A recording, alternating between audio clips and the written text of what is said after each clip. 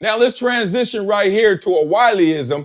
And John, we're going to change this up because right. I could easily define the Wileyism for you in my terms, in my way, but I don't want it that way. I want to see how it hits you. So I'm going to say the Wileyism and you give me your initial thoughts. I'm ready. Today's Wileyism is goals give the journey a destination. John Brinkus, what does that mean to you? You got to have markers along the way. You can't just say, oh, you know what? I want to go to the moon. I mean, going to the moon, that sounds great, but you got to have goals in between because you got to say, well, how do I get there? Well, I got to build a rocket ship. All right. Well, how am I going to do that? Well, I got to hire people. Okay. How am I going to do that? I got to find great people. You have to have goals that are actually giving structure along the way. You can't just say, I'm going to go to the moon and sit back and say, I'm going to get there. Like you got to do something, like set up their goals in your gates. And I love the image of skiing. And you say, you got your poles in front of you and you got to be able to weave around it.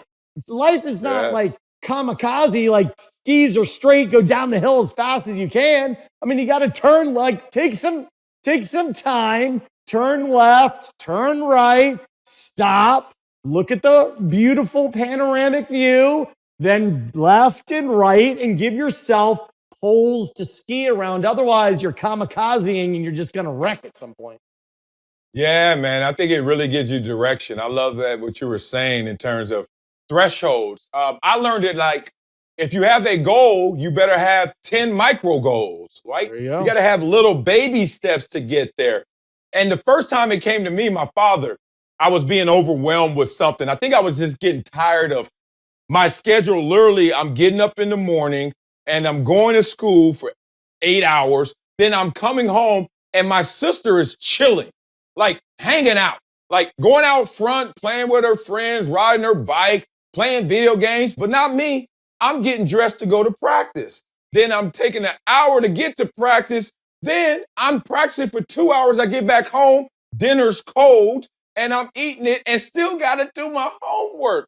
And I was just overwhelmed. I'm like 9 years old. I'm like, dog, am I in the military? What the hell is this, right? And my dad sat me down. He said, look, how long is a marathon? And I was like, oh, Daddy, I know that. 26.2 miles, right? And he was like, all right. If you take one step, how long is a marathon now? And I was like, oh, like 26.1. And he stopped me. He's like, that's my point. He's like, no matter what you want to achieve, you know the end game, but just take steps towards it. And all of a sudden, you will have not only those micro goals accomplished, but a direction, a sense of understanding that I am nearing that same goal.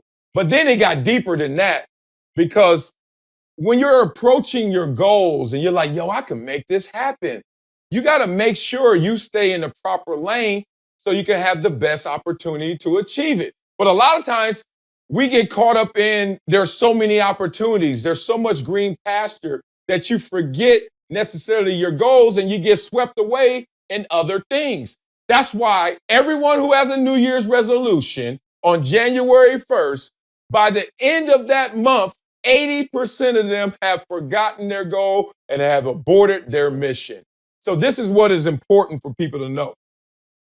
Learn the difference between important and interesting on the path towards your goals. Because if you stay focused on what's important versus what's interesting, because that pretty girl's interesting, that night out with the buzz is interesting. Oh man, everything we can do between now and accomplishing those goals is interesting. But you better stay focused, John Brinkus, on what's important.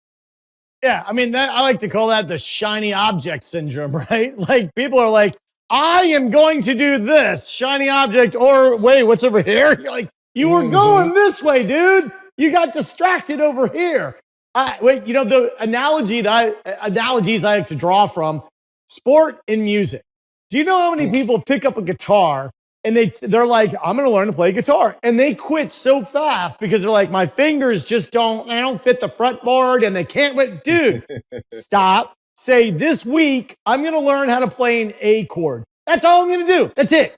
A, and I'm going to do it. I'm going to let go and then A. Now, that 1 week, you've got the A chord down. Now you learn the D chord and you spend another week. And when you do it like that, all of a sudden you're writing songs and you're playing solos, but you just got to go one thing at a time. Stay dedicated to it. Make sure you pour that foundation. And once it's poured, hopefully you keep up your practice and you never forget it.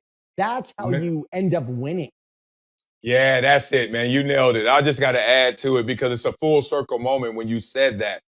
I'm coaching now, like little league flag football. So there are kids literally that don't even know what an offense is or a defense. I line them up and I'm like, we're going that way.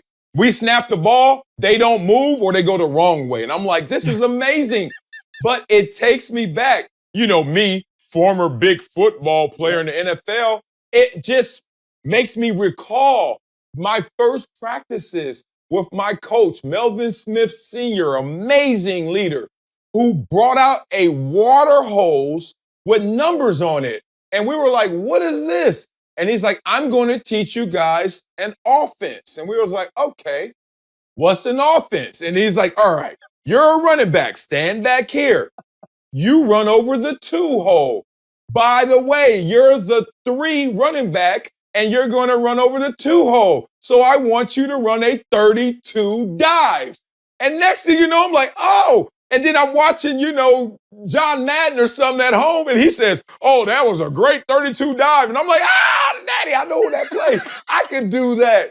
And that's how it all started for me. That's how it all starts for anyone. We sometimes get caught up in seeing how high someone climbed and forget that no matter how high you climb, you got to start at the first floor, right? You got to start at the beginning and build that foundation.